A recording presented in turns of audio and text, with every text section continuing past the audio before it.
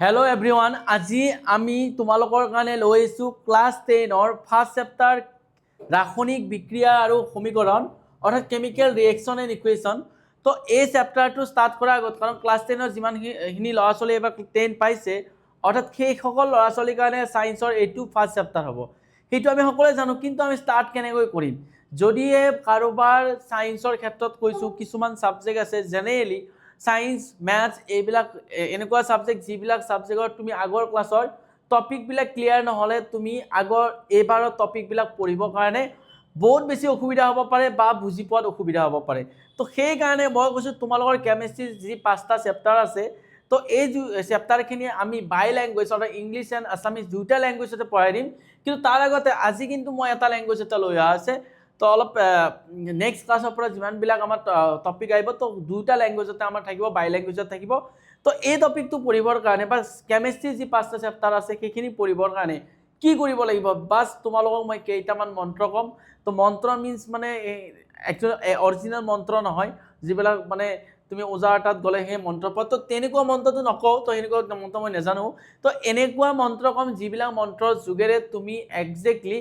তোমালোকৰ গোটেইখিনি টপিক বহুত আৰাম চাই বহুত ইজিলি বহুত জবৰদস্ত ধৰণে ক্লিয়াৰ কৰিব পাৰিবা। তো এই টপিকটো আমি আমাৰ যিটো আমাৰ চেপ্টাৰ আছে কেমিক্যাল ৰিএকশন এণ্ড ইকুৱেশ্যন। তো চেপ্টাৰটোত আমি যদি নামটো ক'বলৈ যাওঁ তেতিয়াহ'লে আমি গম পাইছোঁ ইয়াত প্ৰথম আমি ৰিএকশনৰ কথা পঢ়িম, বিক্ৰিয়াৰ কথা পঢ়িম আৰু ইকুৱেশ্যনৰ কথা পঢ়িম। কিন্তু তাৰ আগত আটাইতকৈ বেছি মোষ্ট ইম্পৰ্টেণ্ট কেমিষ্ট্ৰিৰ গোটেইখিনি টপিক পঢ়িবৰ কাৰণে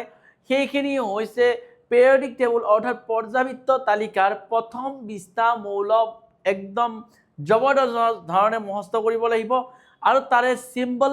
আৰু তাৰে যোজ্যতা। যিসকলে সেইখিনি নাজানে এই চেপ্টাৰটো ডেফিনেটলি বহুত বেছি নহয় একদম টান পাব, বহুত বেছি হাৰ্ড পাব, আৰু সিহঁতে শিকিবৰ কাৰণে বহুত প্ৰব্লেম পাব। এইটো চেপ্টাৰ নহয়, বাকী যিখিনি কেমিষ্ট্ৰি চেপ্টাৰ আছে সেইখিনিতো প্ৰব্লেম পাব পাৰে। তো সেইকাৰণে কৈছোঁ যিসকলে এতিয়াও প্ৰথম 20টা মৌল মুখস্থ কৰা নাই, আৰু যদি তোমালোকে লাগে কমেণ্ট ছেকশ্যনত কৈ দিবা। জেনেৰেলি এইখিনি ক্লাছ 9তে ক্লিয়াৰ কৰি আহিব লাগিছিল। যদি এতিয়াও তোমালোকৰ ক্লিয়াৰ হোৱা নাই, যদিহে তোমালোকক প্ৰথম 20টা মৌলৰ সম্পৰ্কে অলপ চলপ কৈ দিব লাগে, তেতিয়াহ'লে তোমালোকে মোক কমেণ্ট ছেকশ্যনত কমেণ্ট কৰিবা যে ছাৰ প্ৰথম 20টা মৌল চিম্বল আৰু যোজ্যতা বা বেলেঞ্চি তো এই গোটেইখিনি আপুনি জনাই দিব লাগে। তো তেতিয়াহ'লে মই জনাই দিম। আৰু দ্বিতীয়তে তোমালোকৰ সায়েন্সৰ গোটেই চেপ্টাৰটো মই পঢ়োৱাৰ আগতে তো ফটাফট মই এটা কথা কৈছোঁ যে তোমালোকৰ 45 MCQ আহিব বোলে ছাৰ। সেইখিনি কথাটো আমি ফাৰ্ষ্ট অফ অল গম পাইছোঁ, কিন্তু MCQত কুৱেশ্যনৰ মাৰ্ক আমি পাম কেনেকৈ? তো সেইখিনিতো আমি গম পোৱা নাই। তো তাৰ কাৰণে তুমি NCERT যিখন বুক আছে সেইখনৰ point to point line to লাইনৰ মহত্ব আৰু কাৰ্যকলাপ পৰ্যন্ত তোমালোকে তাৰে কুৱেশ্যন এনচাৰখিনি কৰিব লাগিব। কাৰ্যকলাপৰ পৰাই ধৰক তোমাক কৈছে এইটো আইৰণত বা কিবা মিক্স কৰিলে চামথিং মই কিবা মিক্স কৰি দিলোঁ, তো তাৰপিছত তাৰ কালাৰ কেনেকুৱা হ'ব পাৰে। তো সেইখিনি যিটো কাৰ্যকলাপ এক্সপেৰিমেণ্ট আছে সেইটো এনচাৰো আমি জানিব লাগিব। তাৰ কাৰণে তোমালোকে লাইন বাই লাইন কিতাপ পঢ়িব লাগিব, কিন্তু কিতাপ লাইন বাই লাইন পঢ়িলেও অসুবিধা, তাৰে গোটেইখিনি দায়িত্ব এৰি দিয়া মোৰ ওপৰত। তো গোটেইখিনি মই তোমালোকক ক্লিয়াৰ কৰাই দিম। তো আজি আমি যিখিনি চোৱা ইয়াৰ লাইন বাই ইয়াৰ মহত্ব বা ইয়াৰ মিনিংটো কি আছে। প্ৰথম যি টপিক আছে যে কেমিক্যাল ইকুৱেশ্যন মানে কি হয়। তো কেমিক্যাল ইকুৱেশ্যন মানে কি হয়, আমি জেনেৰেলি যিমানবিলাক কাম হৈ থাকে ডেইলি লাইফত, সেই ডেইলি লাইফত হোৱা প্ৰতিটোৱে একোটা বিক্ৰিয়া। ফৰ এক্সাম্পল তুমি খাদ্য খাইছা, তোমাৰ হজম হৈছে, তাৰপিছত আকৌ খাইছা ভোক নালাগাতে, তো অল আৰ কেমিক্যাল ৰিএকশ্যন। তো আমি খাদ্যখিনি খোৱাৰ পৰা এনাৰ্জিলৈ কনভাৰ্ট হোৱা গোটেই প্ৰচেছটো এটা ৰাসায়নিক বিক্ৰিয়াই হয়। কিন্তু ঘটনাটো হৈছে আমি সেই ৰাসায়নিক বিক্ৰিয়াটো বুজিবৰ কাৰণে আমাৰ ল্যাঙ্গুৱেজত যিটো আমি লিখিম দ্যাট ইজ কল্ড কেমিক্যাল কি হয় ৰিএকশ্যনটোকে ইকুৱেশ্যন বুলি ক'ম। তো যিটো আমাৰ ভিতৰত হ'ব এইটো ৰিএকশ্যন, আৰু যিটো আমি নিজৰ ভাষাত সহজলভ্য কৰি ল'ম, তাক ইজি কৰি ল'ম, তাক বুজাৰ কাৰণে কৰি ল'ম, আৰু সেইটোৱে হৈছে কেমিক্যাল ইকুৱেশ্যন। ছাৰ বুজি নাপালোঁ কি ক'ব বিচাৰিছে? ফৰ এক্সাম্পল ইয়াত এটা এক্সাম্পল দিয়া আছে, ধৰক মেগনেছিয়াম আছে। তো মেগনেছিয়ামৰ কালাৰ কি, মেগনেছিয়াম কি আমি পিছত গম পাম। তো মেগনেছিয়াম আছে আৰু অক্সিজেনক কোনোবাই দেখা পাইছা নেকি? মোক ক'বা নেকি যে অক্সিজেন ছাৰ দেখা পাইছোঁ? তো তেতিয়াহ'লে বহুত বঢ়িয়া, আমাক চাব মাতিবা, আমি যাম। কিন্তু অক্সিজেনটো জেনেৰেলি দেখা নাপাওঁ ন, এইবিলাক ফিল কৰিব লাগিব। যেনে তুমি ফিল কৰা কিহৰ কাৰণে, তো সেইখিনি বাকী তোমালোকে গম পোৱা। তো মেগনেছিয়ামৰ লগত যেতিয়া অক্সিজেনে ৰিএকশ্যন কৰে তো আমাৰ কি হয়, মেগনেছিয়াম অক্সাইড হয়। তো এইটো আমাৰ কি হয় জেনেৰেলি এইটো এটা ৰিয়েকশ্যন যেতিয়া ৰিয়েকশ্যনটো মই লিখিম that is called chemical equation অৰ্থাৎ ৰাসায়নিক বিক্ৰিয়া বুলি ক'ম তো বিক্ৰিয়া এটা আমি লিখোঁ কিয় আমি বুজিবৰ কাৰণে কোনোবা চাইণ্টিষ্টে এইটো ডিছকভাৰ কৰিছে তো সি কোৱাৰ পাছত বাকীবিলাকোতো জানিব লাগিব না আমাৰ দৰে বোলে ছাৰ মই জানিলোঁ আকৌ কোনো জানিব নালাগে থমাছ আলভা এডিছনে বোলে মই ইলেক্ট্ৰিক বাল্ব বনাইছোঁ আৰু কোনো মানে লাইটৰ পৰত থাকিব নালাগে মই কাকো নকওঁ তো আমাৰতো মানুহৰ কিছুমান এনেকুৱা আছে যে যদি সিহঁতে ডিছকভাৰ কৰিলে হয় তথাপিও মানে পৃথিৱী আন্ধাৰে হৈ থাকিলে কাৰণ মনোবৃত্তি মনোভাৱটো এনেকুৱা ন তো যিয়ে নহওক তো আমি কি কৈছোঁ যে আমি যদি গম পাইছোঁ যে মেগনেছিয়ামে অক্সিজেনৰ লগত ৰিয়েকশ্যন কৰে তেতিয়াহ'লে আমি কি পাম মেগনেছিয়াম অক্সাইড পাম তো এইটো আমি জেনেৰেলি আমি দেখা পাইছোঁ নেচাৰত দেখা পাইছোঁ প্ৰকৃতিত দেখা পাইছোঁ যেতিয়া ইয়াক আমি লিখিলোঁ সেইটোৱে আমাৰ হ'ব ৰাসায়নিক সমীকৰণ আৰু এই ৰাসায়নিক সমীকৰণকে দুই ধৰণত ভাগ কৰা হৈছে এটা কোৱা হয় শব্দ ৰাসায়নিক সমীকৰণ তো তোমালোকে পিছত গম পাইছা যিটো ৱৰ্ড ইকুৱেশ্যন বুলি কয় আৰু এটা কয় বেলেন্স কেমিকেল ইকুৱেশ্যন অৰ্থাৎ সমতুল্য ৰাসায়নিক বিক্ৰিয়া এতিয়া এই দুই ধৰণৰ বিক্ৰিয়াৰ মাজতনো পাৰ্থক্য কি শব্দ ৰাসায়নিক সমীকৰণ মানে যিটো একজেক্টলি মুখেৰে ওলাইছে সেইটোকে আমি এজ ইট ইজ লিখাটোকে কম আমি শব্দ ৰাসায়নিক সমীকৰণ যেনে তোমাক যদি কয় যে ছাৰ মেগনেছিয়ামে অক্সিজেনৰ লগত বিক্ৰিয়া কৰিছে মেগনেছিয়াম লিখিছোঁ অক্সিজেনৰ লগত বিক্ৰিয়া কৰিছে অক্সিজেন লিখিছোঁ আৰু তাতে আমি ৰিয়েকশ্যনটোত হৈছে মেগনেছিয়াম অক্সাইড তো মেগনেছিয়াম অক্সাইডো লিখিছোঁ তো এই যিটো ৰিয়েকশ্যন আছে এই ৰিয়েকশ্যনটোক কি বুলি কোৱা হ'ব শব্দ ৰাসায়নিক সমীকৰণ কাৰণ মই যেনেকৈ মুখেৰে শব্দ উচ্চাৰণ কৰিছোঁ তো কেনেকৈ টাইপতে আমি মাত্ৰ সিহঁতৰ চিম্বল ইউজ কৰি বা সিহঁতৰ চিহ্ন ইউজ কৰি আমি লিখিছোঁ কিন্তু পৰন্তু যে এই ৰিয়েকশ্যনটোৰ পৰা আমি বহুতখিনি কথা জানিব পাৰোঁ বোলে ছাৰ কি জানিব পাৰোঁ তোমালোকে চিম্পলি মোক সুধিবা চাগে যে ছাৰ এতে এম জি লিখিছে এতে U2 লিখিছে আকৌ এতে MgO লিখিছিল এইবিলাকনো আহিল কি কেনেকৈ তো সেইকাৰণেতো কৈছোঁ যে তোমালোকে এই সম্পৰ্কে ভালকৈ বহুত ভালকৈ জানিবৰ কাৰণে তোমালোকে জানিব লাগিব প্ৰথম 20টা এটলিষ্ট 5 মানে ফাৰ্ষ্ট 20 এলিমেণ্টছৰ কথা আৰু সেইখিনি এলিমেণ্টছৰ চিম্বল আৰু সেইখিনি এলিমেণ্টছৰ লগতে তোমালোকে মানে কি জানিব লাগিব ভ্যালেন্স ইলেক্ট্ৰন অৰ্থাৎ ভ্যালেন্সি জানিব লাগিব বা যোজ্যতা ইলেক্ট্ৰনৰ কথা জানিব লাগিব এতিয়া ঘটনাটো হৈছে যোজ্যতা ইলেক্ট্ৰন কি মানে হয় তো সেই সম্পৰ্কে নাজানাকে চেপ্টাৰ ষ্টাৰ্ট কৰাটো বহুত বেছি এটা ভুল হ'ব কাৰণ ক্লাছ 9ত পঢ়ি আহিব দিছিল বহুতে পঢ়ি আহিছে আৰু বহুতে পঢ়ি আহাও নাই তো মই দুইটাৰে মাজত এভাৰেজ ওলাই পেলাই তো কি কৰিম মই শিকাব লাগিব ন তোমালোকক তো এতিয়া চোৱা ইয়াত আমি যিখিনি টপিক লাগে আমি সেইখিনি টপিক পইণ্ট মই এইখিনি টপিকত এইখিনি আছিল শব্দ ৰাসায়নিক সমীকৰণ এটা শব্দ ৰাসায়নিক সমীকৰণ মানে কি সমতুল্য ৰাসায়নিক সমীকৰণ সম্পৰ্কে মই এতিয়ালৈ কোৱা নাই কিয় কোৱা নাই সেই সম্পৰ্কে মই অলপ পিছত কৈ আছোঁ তো এতিয়া চোৱা তোমালোকে যে ইয়াত যিটো বেলেন্স কেমিকেল ইকুৱেশ্যন আছে বা আমি বা শব্দ ৰাসায়নিক সমীকৰণ আছে যে এই শব্দ ৰাসায়নিক সমীকৰণটো ৰিয়েকশ্যনটোৰ কথা জাষ্ট এটাই কথাই কয় যে মেগনেছিয়ামে অক্সিজেনৰ লগত লগ লাগিলে ভাই মেগনেছিয়াম অক্সাইড নামৰ কিবা এটা প্ৰডাক্ট উৎপন্ন হয় ইয়াত বাহিৰে একো নকয় কিন্তু সমতুল্য ৰাসায়নিক সমীকৰণটো কি কয় বহুত কথাই কয় তো কেনেকৈ কয় তো এতিয়া চোৱা যিবিলাক বিক্ৰিয়া মানে ধৰক কোনো এটা ৰিয়েকশ্যন হৈছে বা কোনো এটা বিক্ৰিয়া হৈছে বিক্ৰিয়াটো যিবিলাকে ৰিয়েকশ্যন কৰে বা যিবিলাকে কি কৰিব বিক্ৰিয়াটো সম্পন্ন কৰাব তো সেইবিলাক কি বুলি কোৱা হয় বিক্ৰিয়ক পদাৰ্থ ইংলিছত কয় ৰিয়েক্টেণ্ট আৰু বিক্ৰিয়া এটা ধৰা যোনে কৰে কৰাৰ পাছত যিটো উৎপন্ন হয় যেনে ইয়াতে উৎপন্ন হৈছে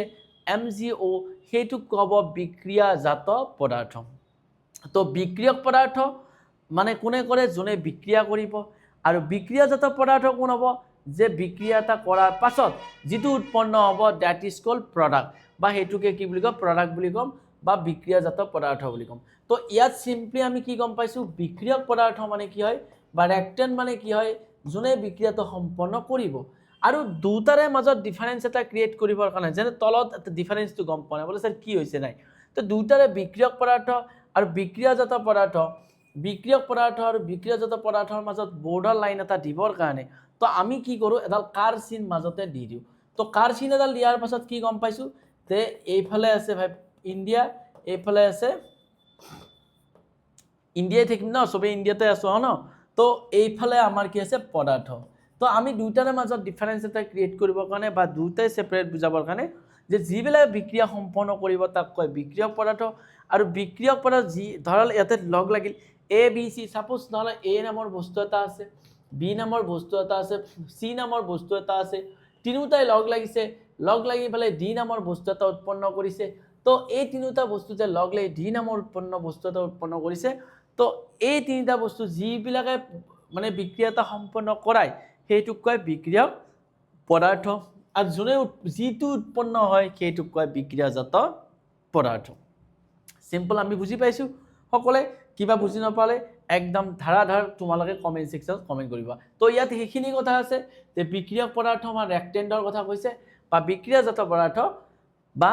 আমাৰ প্ৰডাক্টৰ কথা কৈছে তো শব্দ সমীকৰণ মই কৈছো যে যত আমি কাৰ শব্দ সমীকৰণত চিহ্ন আৰু কাৰ চিহ্নেৰে বিক্ৰিয়ক পদাৰ্থ আৰু বিক্ৰিয়াজাত পদাৰ্থৰ মাজত ডিফাৰেন্সটো ক্ৰিয়েট কৰাও কিন্তু পৰন্তু যেনে আমি যদি আমি চাবলৈ যাও তো ম্যাগনেসিয়াম আৰু অক্সিজেনে যেতিয়া বিক্ৰিয়া কৰিছে ন তো ইয়াত তোমালোকে গম পাইছা বলে স্যাৰ তোমালোকৰ সামান্য যদি অলপো গুৰুত্ব দিছা তেতিয়ালে 9তো পঢ়ি আহিছা যে স্যাৰ আমি Mg2 কিয় লিখা নাই তো সেইখিনি তো তোমালোকৰ মানে নিশ্চয় কোৱেশ্চনত আহিছে তো ইয়াৰ কাৰণটো আছে তাতে আমি যাব লাগিব অলপমান পিছুৱাই তো পিছুৱাই যাবৰ কাৰণে আমি কি কৰিম তাতে আমি পৰমাণুৰ কথা কম তাতে মই অণুৰ কথা কম তো পৰমাণু অণুৰ কথা আমি যৌগৰ কথা কম তো এইবিলাক তো আমি এটলিষ্ট পঢ়ি আহিছো পৰমাণু কি তো পৰমাণু হৈছে মৌলৰ এটা আটাইতকৈ ক্ষুদ্ৰতম অংশ য'ত পদাৰ্থটো ধৰ্ম নিহিত হৈ থাকে তো ইয়াৰ ডেফিনেশ্যনটো এইটো তো ম্যাগনেসিয়াম ধৰাল ম্যাগনেসিয়াম আছে তো ম্যাগনেসিয়ামটোক যদি আমি একেবাৰে সৰু সৰু অৱস্থা লৈ যাওঁ আৰু এটা এনেকুৱা ষ্টেট পাইছো য'ত ম্যাগনেসিয়ামৰ প্ৰপাৰ্টিও আছে আৰু তাৰ পিছত তাক আৰু ভাঙিব নোৱাৰি দ্যাট ইজ কল এটম বা পৰমাণু বুলি কোৱা হয় এতিয়া ধৰ এটা পৰমাণু ম্যাগনেসিয়ামৰ আছে আৰু এটা পৰমাণু ভাই ধৰ ম্যাগনেসিয়ামটো গম পালো তো আৰু ঠিক এটা পৰমাণু অক্সিজেনৰ আছে আৰু এটা অক্সিজেন ঘূৰি আছে সি ৰাস্তাই ৰাস্তাই তো এই অক্সিজেনক কৈছে ভাই অকলে অকলে কিয় যাব লাগে সিঙ্গল সে মিঙ্গল হেনে মানে কি হৈছে এটা সিঙ্গল যায় আছে এটা মিঙ্গল হৈ গল এতিয়া তো এটা অক্সিজেন লগ লাগিল কাৰ লগত আন এটা অক্সিজেনৰ লগত য'ত আমি O2 বুলি লিখিব পাৰো তো এগেইন ভাই অক্সিজেন এতে অকলে গৈ আছিল আকৌ অক্সিজেন O2 ভাই ই অকলে গৈ আছিল তো ইয়াত যাই পেলাই ইয়াতে লগ লাগি O3 হল তাৰ মানে স্যাৰ এনেকৈ লগ লাগিব পাৰে নেকি স্যাৰ এতিয়া বুজি পাইছো বলে স্যাৰ কি বুজি পাইছো যে সোডিয়াম আৰু সোডিয়ামে লগ লাগি পেলাই Na2 হল একদম গলত বলে স্যাৰ আপুনি লগ লগালে আপুনি শুদ্ধ আমি সিঙ্গলৰ পৰা মিঙ্গল হ'ব লাগিলে বলে স্যাৰ অশুদ্ধ একদম অশুদ্ধ কাৰণ তোমালোকে ক্লাস 10 পাইছা তো মই স্যার তো ইয়াত ক্লাস 10 পাইছা তোমালোকে মিঙ্গল ফিঙ্গল হেবিলাকো ভাবিব নোৱাৰা তো এই সোডিয়াম আৰু সোডিয়াম আছে তো সোডিয়াম আৰু সোডিয়ামৰ লগত যেতিয়া লগ লাগিব তো Na2 হয় বলে স্যাৰ হয় নেকি নহয় কিয় নহয় তো তাৰ কাৰণে আমি কনসেপ্ট পঢ়িছিলো যে আমাৰ ধাতুৱে ধাতুৰ লগত কেতিয়াও ৰিএকশন কৰিব নোৱাৰে কেতিয়াও বান্ধনী গঠন কৰিব নোৱাৰে কিন্তু অধাতুৱে পাৰে তাৰ মানে আমি সিম্পলি আমি অণুৰ কথা পঢ়িছিলো দুই বা তাতোধিক কি হয় একে পৰমাণু লগ লাগি পেলাই একে পৰমাণু বা বিষম পৰমাণু লগ লাগি পেলাই কি হয় অণু গঠন কৰিব পাৰে য'ত আমাৰ সেই কামটো কৰিব পাৰে কোনে অধাতুৱে পাৰে ধাতুৱে নোৱাৰে তো অধাতু কোনবিলাক তো আমি পৰ্যাবৃত্ত তালিকা মই সেইকাৰণে কৈছো যদি মই প্ৰথম ভাবো আৰু তো ইয়াৰ নেক্সট ক্লাছটো মইতো প্ৰথম 20টা মৌলৰ সম্পূৰ্ণ ডিটেইলছৰ ওপৰতে ডিসকাস কৰিম য'ত ক্লাস 9ৰ কাৰণেতো ইম্পৰ্টেন্ট ক্লাস 10ৰ কেমিষ্ট্ৰি শিকিবৰ কাৰণে বহুত বেছি ইম্পৰ্টেন্ট সেইখিনি পঢ়ি যদি নাহি পেলাই তুমি ডাইৰেক্ট ইয়ালৈ আহিছা ডেফিনেটলি তুমি টাফ পাবা চেপ্টাৰটো টাফে নহয় তুমি ভাবা পাছত ক্লাস 10ৰ চেপ্টাৰবিলাক বহুত টাফ আৰু যদি সেইখিনি পঢ়ি আহিছো বহুত বেছি ইজি হৈ যাব আমাৰ তো এইখিনি কাৰণে আমি জানিব লাগিব তোমালোকে কেতিয়াবা ভাবিছানে কিছুমান সিঙ্গল থাকে কিছুমানে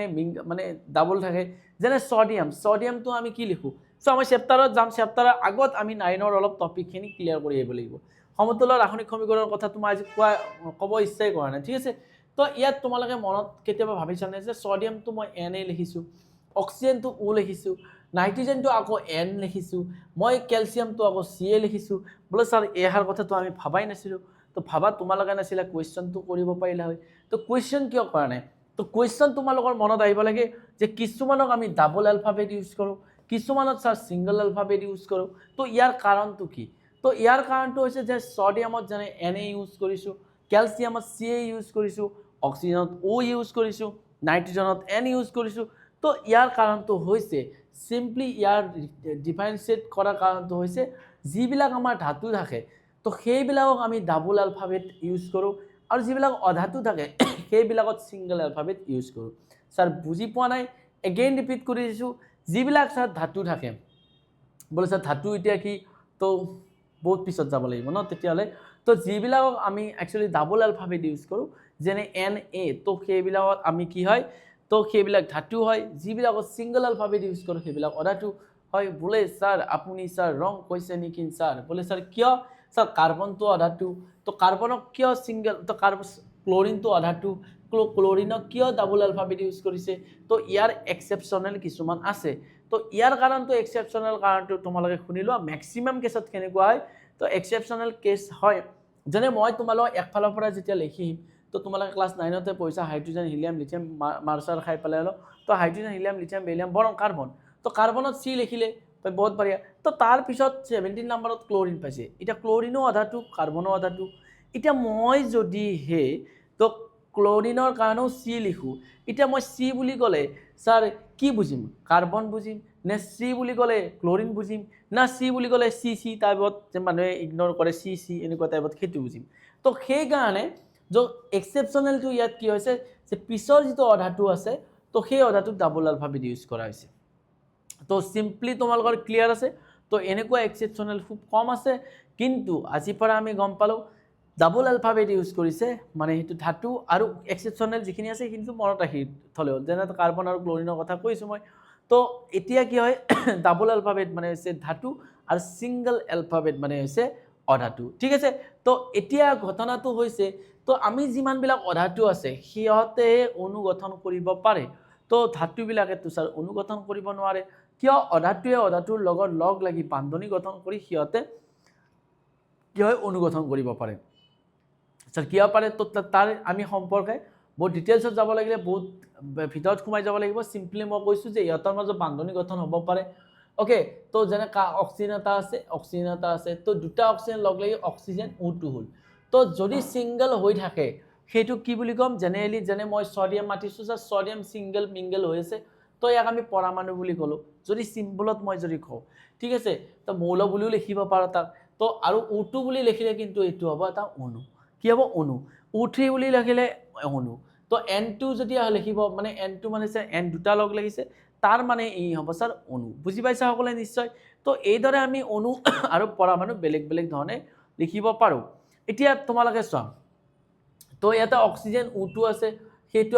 আমাৰ অণু হয় N2 আছে এই অণু হয় তাৰ মানে আমি গম পাইছোঁ যেতিয়া আমি মেগনেছিয়ামৰ লগত অক্সিজেনৰ ৰিয়েকশ্যন কৰিছোঁ তো মেগনেছিয়াম পৰমাণুৱে কি কৰিছে তো মৌলটোৱে তো অক্সিজেন অণুৰ লগত বিক্ৰিয়া কৰিছে এম আই ৰাইট তো ছিংগল থাকিলে কি হয় তো সি আমাৰ কি হয় আমি জেনেৰেলি তাক পৰমাণু বুলি কওঁ তো এতিয়া আমি কি গম পাইছোঁ তো ইয়াক দুই ধৰণে কওঁ আমি কথাখিনি ভাবিব পাৰোঁ সিম্পলি মই তোমালোক স্লাইডৰ কাৰণে মই ঘূৰাই আছোঁ এই স্লাইডখিনি পঢ়াই থকা নাই ঠিক আছে সিম্পলি মই যদি O2 লিখিছোঁ তাক মই দুটা লেংগুৱেজত ক'ব পাৰোঁ তেতিয়া ইয়াত কিমানটা মলিকুল আছে স্যাৰ ইয়াৰ আগত O2ৰ আগত কি আছে একো নাই মানে 1 আছে that means 1 molecule has present তো ইয়াত এটা মলিকুল আছে এটা অণু আছে তো এতিয়া আমি এটা অণু কৰিব পাৰোঁ কি এটা অণু আছে এটা আমি 1 এটা কি আছে O2 অণু আছে মানে O2 অণু এটা ন তো অণু বা মলিকুল আছে তো ইয়াক যদি আমি আৰু উল্টাকে ভাবো তো O2 আছে তো O2 মানে কি ইয়াত আকৌ পৰমাণু কেইটা আছে মানে সিঙ্গেলকে যদি ভাবিব যাও O2 তাৰ মানে অক্সিজেন দুটা আছে মানে হৈছে অক্সিজেন পৰমাণু দুটা আছে তাৰ মানে অক্সিজেন পৰমাণু আছে কি ইয়াত দুটা অক্সিজেন যদি সিঙ্গেল কেছে দুটা কি আছে অক্সিজেন ও পৰমাণু আছে তো যদি মানে কি আছে ইয়াত এটম আছে okay 1 oxygen atom has present তো আমি ইয়াক সিম্পলি এনেকৈ ভাবিব পাৰোঁ তো মই বাৰ কৈছোঁ যিসকলে ফাৰ্ষ্ট চেপ্টাৰ পঢ়িব গৈছা আৰু ক্লাছ 9ৰ সেইখিনি যদি ক্লিয়াৰ নাই ডাইৰেক্ট যদি তোমালোকে আইছা চেপ্টাৰলৈ আৰু কৰিব গৈছা ডেফিনেটলি তোমালোকে টাফ নহয় বহুত বেছি টাফ পাবা তো ইয়াৰ পিছৰ ক্লাছত মই তোমালোকৰ ইউটিউবতে গোটেই এই চেপ্টাৰটো মই তোমালোকৰ কনসেপ্ট ওয়াইজ ক্লিয়াৰ কৰাই দিম আৰু বাকি যিখিনি চেপ্টাৰ পাবা তোমালোকে আমাৰ এপত তোমালোকে গোটেইখিনি ক্লাছ কৰিব পাৰিবা কিন্তু ঘটনাটো হৈছে যে এই যিখিনি আমাৰ চেপ্টাৰ এই চেপ্টাৰটো পঢ়াৰ পিছত তোমালোকে এটলিষ্ট এটা কথা ক'বা যে সায়েন্সত স্যাৰ মোৰ 90+ স্কোৰ আহিব কিয় আহিব কাৰণ কনসেপ্ট মোৰ এতিয়া ক্লিয়াৰ হৈছে এমসিকিউ আৰু লগতে চেপ্টাৰটো ক্লিয়াৰ হোৱাৰ লগে আজিৰ পৰা লাষ্ট 5 ইয়াৰ্ছৰ যিখিনি কোৱেশ্চন এজ আমি সেইখিনিও সলিউশন বা সলভ কৰি যাম এমসিকিউ কোৱেশ্চন হলো সলভ কৰি যাম এনসিআৰটি বুক নপঢ়িলে ডাইৰেক্ট এনে ওপৰে নোটস পঢ়িলে তেতিয়ালে কিন্তু তোমালোকে এমসিকিউ কোৱেশ্চন সলভ কৰিব নোৱাৰিবা তো আজি কাৰণে মই জাস্ট এটা আইডিয়া এটা দিলো তো বহুত বেছি লেন্ডি নকৰো তো নেক্সট ক্লাছ অতি সোনকালে মই লৈ আহিম আৰু প্ৰথমতে আমি 9ৰ যিখিনি কনসেপ্ট ক্লিয়াৰ কৰিব লাগে মই সেইখিনি কৰাম আফটাৰ ডেট মই এই চেপ্টাৰত যাম মোৰ 3টা 4টা 5টা ক্লাছৰ ভিতৰত তোমালোকৰ এই চেপ্টাৰৰ গোটেইখিনি কনচেপ্ট ক্লিয়াৰ হৈ যাব তাৰপিছত মই তোমালোকক 110% গ্যাৰান্টি দিছোঁ তোমালোকে MCQ কুৱেশ্যনখিনি নিজে কৰিবা তো আজি ক্লাছটো এইখিনি আছিল থ্যাংক ইউ সো মাচ টু এভৰিৱান